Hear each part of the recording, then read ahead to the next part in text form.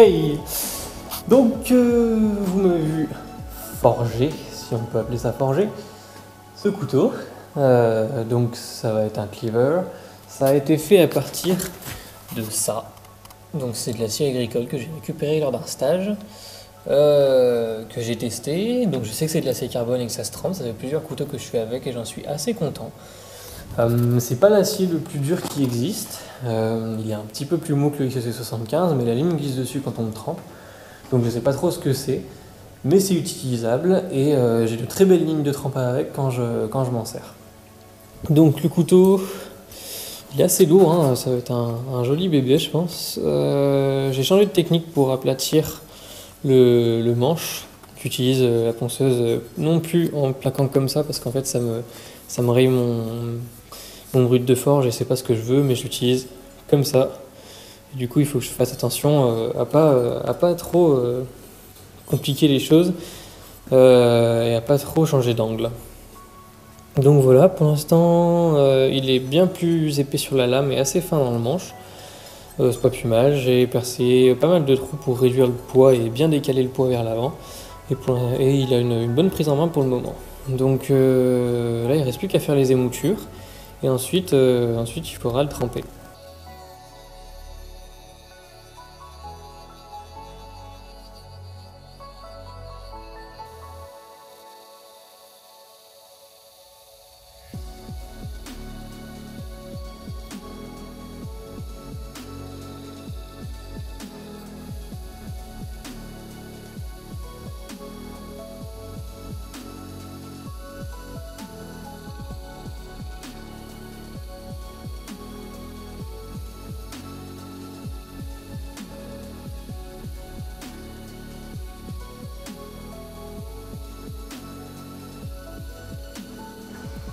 Voilà, donc le couteau est trempé.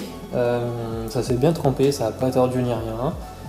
La lime glisse super bien dessus et il a eu un revenu, enfin deux revenus même, deux fois pendant 1 heure à 200 degrés. Donc maintenant il est fonctionnel, c'est un couteau qui est prêt à couper en fait. Il faudra que je lui mette un tranchant. Je vais faire les finitions sur la lame, sachant que ça va pas aller bien loin. Je vais essayer de faire une finition machine qui soit correcte. Et ensuite, on va pouvoir passer aux plaquettes. Et puis le couteau sera terminé.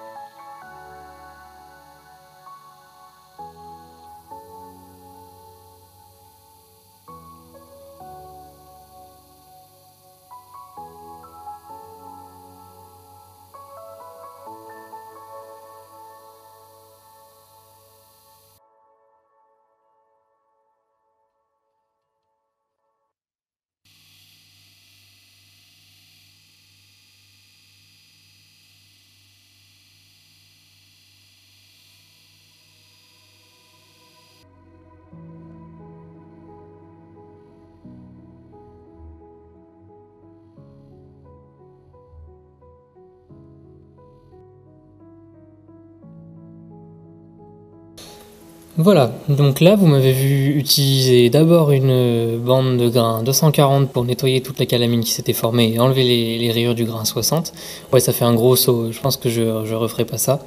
Après j'ai utilisé une Trizact, donc c'est un type de bande particulière qui permet de faire des finitions, qui m'ont permis d'enlever presque toutes les rayures du grain 240, sauf j'ai quelques points là qui sont restés que j'ai pas pu enlever. Je sais pas pourquoi, j'ai pas réussi à les enlever, je pense qu'ils sont un peu creusés, j'ai pas dû être ultra régulier dans mes passages sur les bandes. Après j'ai utilisé une bande Scotch-Brite, donc c'est du nylon, c'est le grade des éponges abrasives.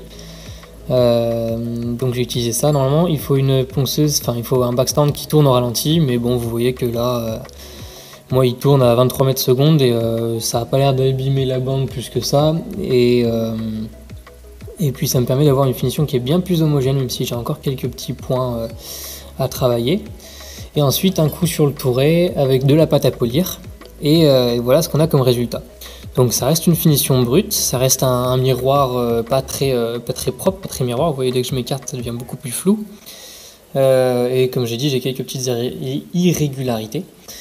Mais voilà, c'est une finition brute, à améliorer encore, je suis conscient, hein, il y a encore des défauts. Mais j'en suis content, au fur et à mesure je vais m'améliorer, et je pense que pour un couteau utilitaire qui peut être utilisé de façon assez intensive, c'est une finition qui est pas trop mal, parce que même si vous rayez ça, c'est pas très grave, j'ai pas passé énormément de temps dessus, et puis ça peut se refaire à la machine, c'est pas comme un polymiroir où on passe des heures à polir à la main.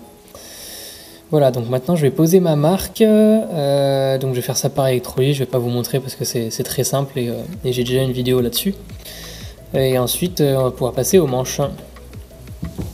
Pour le manche j'ai choisi un morceau d'acacia, parce que c'est durable, c'est bien résistant, et puis je trouve que ça a un veinage assez simple, c'est le genre de bois qui est un peu brut, et je pense que ça va bien se marier avec le reste du projet.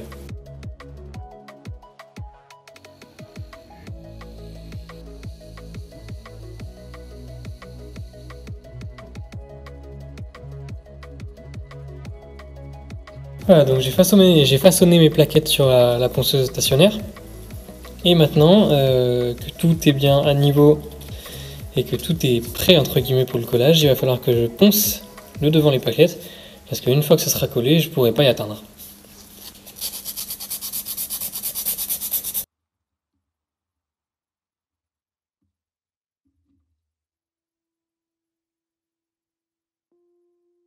La colle a séché, j'ai un peu galéré pour tout mettre en place, parce que ma colle voulait pas sortir du tube, mais je m'en suis sorti. Donc c'est tout sec, donc il ne reste plus qu'à façonner le manche, et ensuite on aura terminé.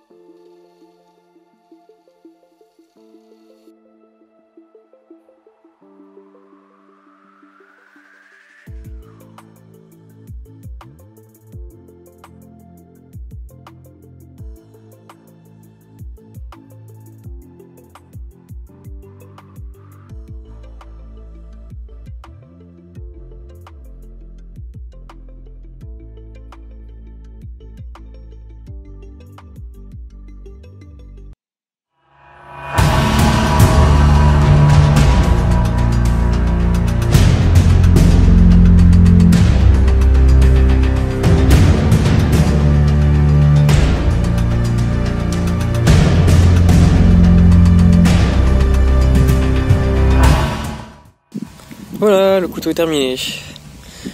Donc il a un aspect bien brut, hein. Il est assez lourd, et je viens de l'aiguiser sur le backstand. Donc vous voyez, le tranchant est assez épais. Donc ça va pas être un super trancheur, bien que je pense qu'il va se défendre pas trop mal parce que les émoutures sont assez hautes. Mais je pense qu'il va avoir un tranchant assez durable, assez costaud. De toute façon, on reste bien dans l'esprit de ce genre de couteau, hein. Un couperet, c'est fait pour trancher, couper des gros morceaux de viande, ça doit être costaud. Il est lourd, il est épais. Je suis content du manche. J'ai de belles couleurs dans mon acacia. J'ai quelques côtés orange, doré, etc. J'ai juste eu un petit souci ici, comme vous pouvez le voir, j'ai comblé avec de la résine. parce qu'il y avait de l'aubier qui n'était pas tout à fait fini de former et malheureusement je pouvais pas le voir avant de commencer à poncer, donc je m'en suis rendu compte un peu tard, je pouvais plus enlever les plaquettes, donc c'est pas très grave, j'ai comblé avec de la résine et de la poudre de bois et bon c'est pas moche, hein. Enfin c'est pas ce qu'il y a de plus joli, mais je trouve pas ça moche non plus, disons que ça gêne pas non plus la fonctionnalité du couteau, et comme l'ensemble est très brut, ça fait pas tache au milieu à mon sens.